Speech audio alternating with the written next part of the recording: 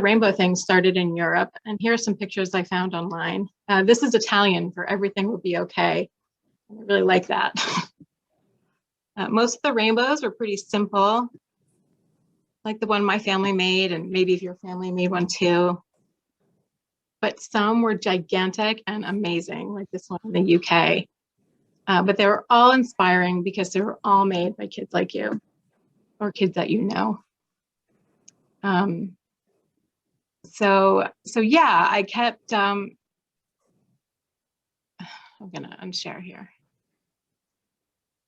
So I kept thinking about how brave and creative my kids were being and how brave and creative you all have been, and how even though we can't always be with our friends or our teachers or our grandma or grandpa, or maybe even a mom or a dad, we can still feel close to them if we try, because we have things that connect us, right? Like phones and iPads and windows and rainbows.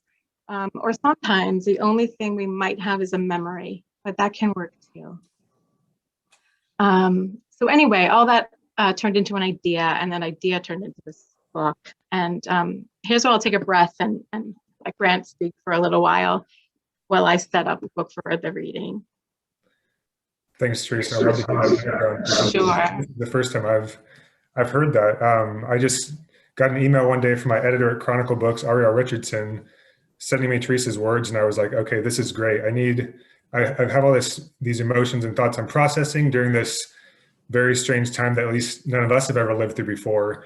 And I thought it was a great way for me to put some of my thoughts and feelings on paper, through these great words of the book. Where that always starts for me is my sketchbooks. So I'm like a crazy sketchbook person. If you look at the shelves behind me, you'll find them going back 10, 15 years. But I was drawing things that I saw during the pandemic in my neighborhood.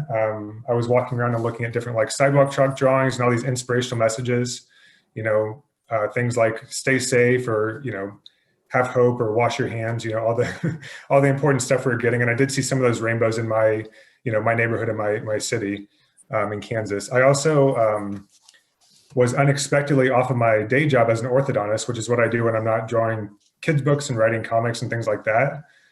So I started keeping a new sketchbook.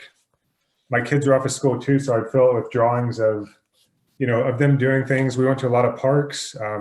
They played a lot outside, hit each other with sticks, chased each other through puddles. I think one park excursion, my 4-year-old fell in the water twice. Anyway, it was interesting, but I got a lot of good inspiration from nature and from just watching their energy and enthusiasm, that even during this difficult time, they were able to have fun and enjoy the outdoors, enjoy themselves.